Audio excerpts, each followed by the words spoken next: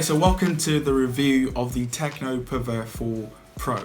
Weird name. First, let's start with a tour of the phone. On the front, we have a 7-inch teardrop display housing a 16 megapixel wide lens with dual flash. On the right side, we have a power button and the volume rockers. On the left side, we have the Google Assistant button plus the SIM/SD card tray.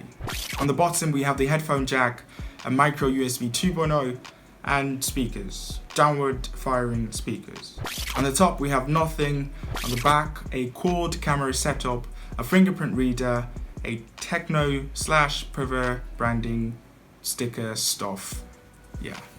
So design wise, I would say straight off the bat, it looks pretty good. When you compare it to something like the Pouvoir 2 Pro, its predecessor, they look nothing alike, and that's pretty good. The back is plastic, not glass, but it's reflective, and yes, it does keep fingerprint smudges a lot. Next up would be the cameras.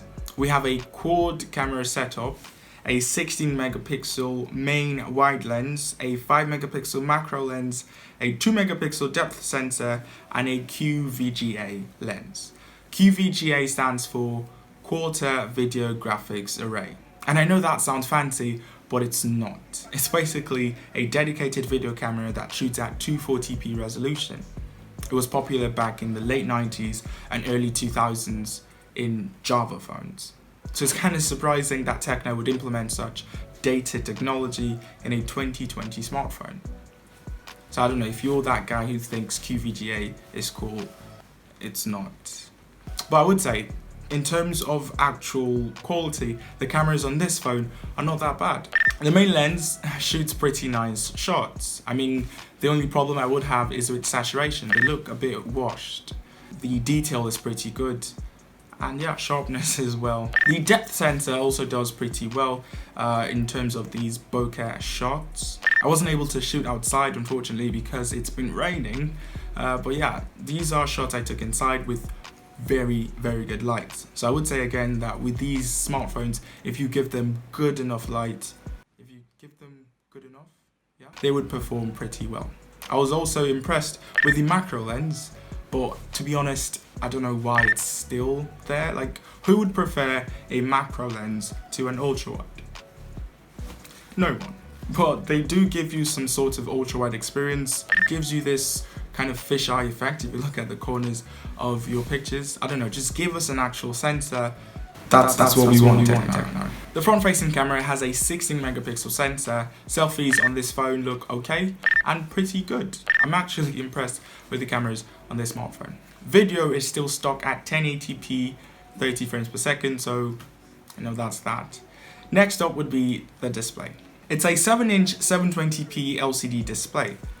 LCD 720p, I'm really tired of complaining, but let's move on. It has a max brightness of 480 nits. You know, outside it's quite visible. Next up we have the processor. Okay, it has a MediaTek P22.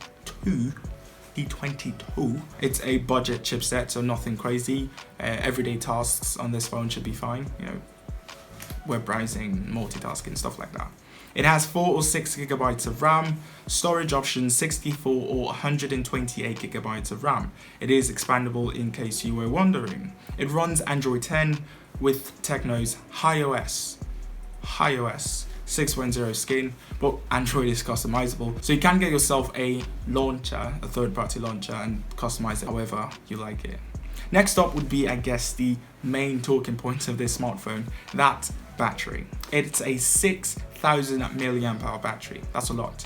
It also has 18 watt fast charge. So fast charging plus huge battery, happy customers. I feel like that's the main selling point of the Pouvoir series. It's a battery focused series. And the last thing, price. The 4GB variant is priced at 60,000 Naira. I'll leave a link to that in the description, while the other 6GB variant is priced at 80,000-ish. Again, I'll leave a link in the description to the cheapest offerings I can find for these phones. Yeah. For that price, you could get the Infinix Note 7, which I did make a video about, so if you want to check that out, you could do so, or the Redmi 9, which has a 1080p display, well, faster chipset, and USB Type-C. I feel like you should definitely consider that Redmi 9. I'll look for a really good video on it and leave it in the description below. If you want a phone with a really good battery and it's from Tecno, you like iOS, you like Android 10, you like, decent enough cameras to just take pictures once in a while, then yeah, the Pouvoir 4 Pro is definitely for you. Like and subscribe if you did enjoy the video, and I should see you in the next one.